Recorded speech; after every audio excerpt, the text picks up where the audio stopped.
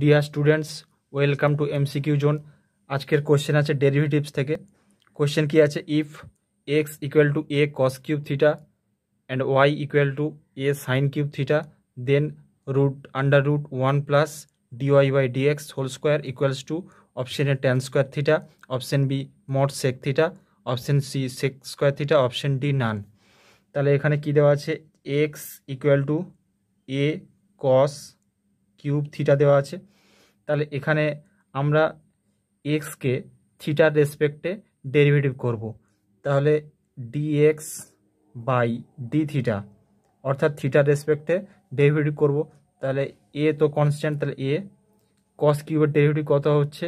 3 কস square theta, এবং কস থিটার derivative কত হবে? Minus of sign theta. তাহলে এখানে ডেরিভেটিভ কী দাঁড়াচ্ছে? মাইনাস আসবে সামনে, minus 3a cos square theta sine theta. এটা আমরা ইকুয়েশন 1 নাম্বার ধরে নিচ্ছি। এবং ওয়াই ইকুয়াল টু কত দেওয়া আছে? A sine cube theta. তাহলে এখানেও ওয়াইকে আমরা থিটার রেসপেক্টে ডেরিভেটিভ করব। তাহলে d y by d theta equal to হবে, এও তো কনস্ট্যান্ট, সাইন কিউব থিটার ডেরিভেটিভ কী হবে? 3 সাইন স্কোয়ার থিটা, এবং সাইন থিটার ডেরিভেটিভ কস থিটা। তাহলে এখানে হচ্ছে 3a sine square theta into cos theta, sine square theta into cos theta. এটা সেকেন্ড ইকুয়েশন ধরবো। এবার আমরা ডিওয়াই বাই ডিএক্স পাওয়ার জন্য সেকেন্ড ইকুয়েশনকে ফার্স্ট ইকুয়েশন দিয়ে ডিভাইড করব। ঠিক আছে, ডিওয়াই বাই ডিএক্স পাওয়ার জন্য সেকেন্ড ইকুয়েশনকে ফার্স্ট ইকুয়েশন দিয়ে ডিভাইড করব। So second equation divide first, we gate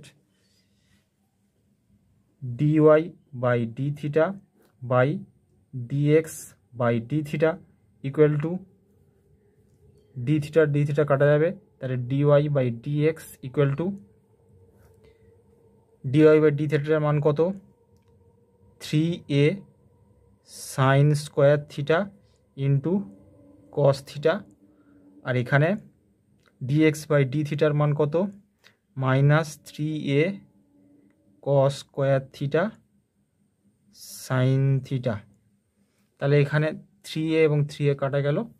cos theta, এখানে কস থিটা কাটবো, তাহলে এখানে একটা কস থিটা পড়ে থাকবে। এখানে সাইন থিটা কাটলে সাইন থিটা পড়ে থাকবে। তাহলে dy by dx equal to sine by cos tan theta, এবং এখানে মাইনাস, তাহলে মাইনাস ট্যান থিটা।